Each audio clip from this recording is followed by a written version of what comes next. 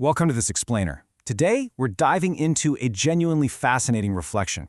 It's from a homily given by Father Joel Jamarsis Gatus, specifically on the feast day of St. Catherine of Siena.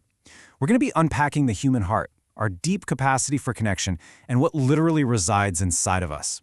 You know, whether you consider yourself deeply religious or if you're just kind of curious about human nature, the insights we're covering today, they are incredibly grounding. So, think about this for a second. Kapag binuksan ang iyong puso, ano ang makikita? Or in English, when your heart is opened, what will be seen? Metaphorically speaking, if God, or even just the people closest to you, could slice open your inner heart right this second, what would actually spill out? Would it be a whole mess of anger, envy, and fear? Or would they find love, humility, maybe patience? Look, we obviously can't control the crazy world around us, right? But we do have absolute control over what takes root inside us. To figure out how to fill our hearts with the right stuff, we're looking at 3 core lessons today. First, pagkilala bago ang pagmamahal, or knowledge before love. Number 2, kaluluwang uhaw sa pag-ibig, which means a soul thirsty for love. And finally, number 3, nakigiging kamukang ng minamahal, meaning transforming into what you love. But before we jump right into those 3 steps, we really need to anchor the whole conversation around this one powerful quote from St. Catherine. She said, "Do not only seek little things because God wants for us great things." Now, it's so easy to get caught up wanting financial stability, good health, or just, a quiet, peaceful life. And those aren't bad. They're just the little things. The great things she's talking about, those ultimately revolve around our capacity for holiness and our ability to love, even when we are hurting. Okay, let's move right into our first core lesson. Pagkilala bago ang pagmamahal, or knowledge before love. So the foundational principle here is actually pretty simple. You literally cannot truly love what you do not know. Father Gatus shared this hilarious but super relatable anecdote about a priest who visits a house to bless it. Right at the front gate, there's this massive, fierce-looking dog. It is barking its head off, fangs out, the whole shebang. The priest is absolutely terrified to go inside. But then the owner walks up, starts petting the dog, hugging it, even kissing its face, and the dog is just gently licking their cheek. So why the huge difference in reaction? Well, the visitor was terrified because he didn't know the dog. He just saw the scary exterior. But the owner felt completely safe because they intimately knew the dog's true nature. It's the exact same with anything in life. When you don't know someone, it's so easy to judge or fear them. Knowledge removes that fear and really paves the way for genuine affection. So how do we actually apply this to knowing God? Well, having information about God is totally different from having intimacy with God. Building that daily knowledge really comes down to 4 specific practices outlined in the homily. First, through the Word, like actually reading the Bible. Second, through the Eucharist, or attending Mass.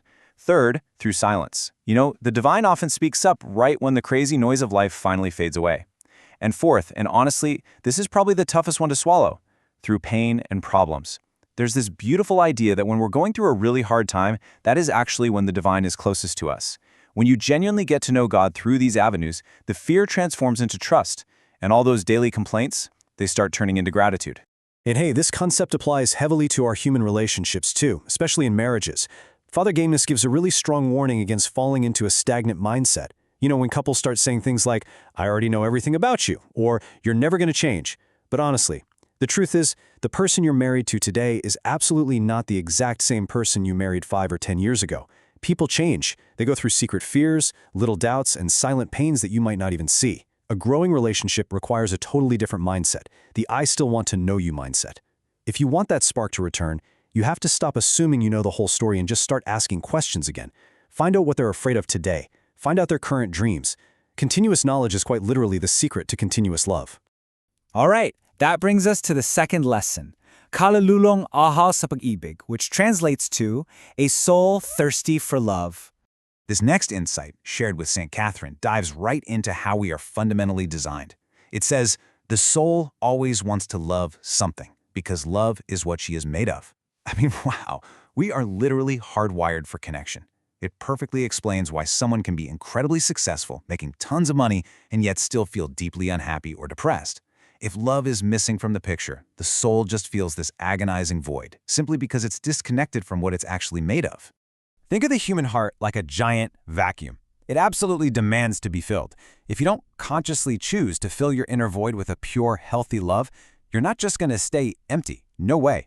You will inevitably try to fill it with cheap substitutes, and this is exactly where things like vices, toxic relationships, and destructive habits sneak in. It's basically a misguided attempt by a super thirsty soul to find love in all the wrong places. We have to be so incredibly careful about what we choose to attach ourselves to, right? Life is way too short to waste our devotion on the wrong things.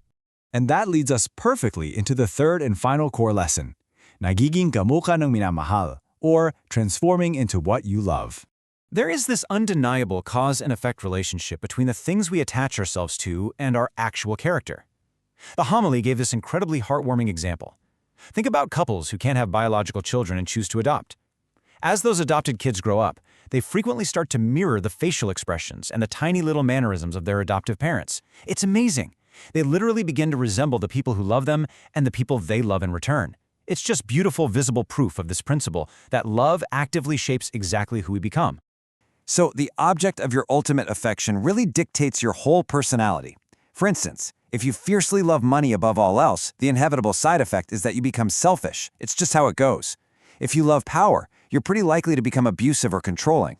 But on the flip side, if you love Christ or the virtues he represents, you naturally start becoming more humble and forgiving. I mean, have you ever met someone who is just angry all the time?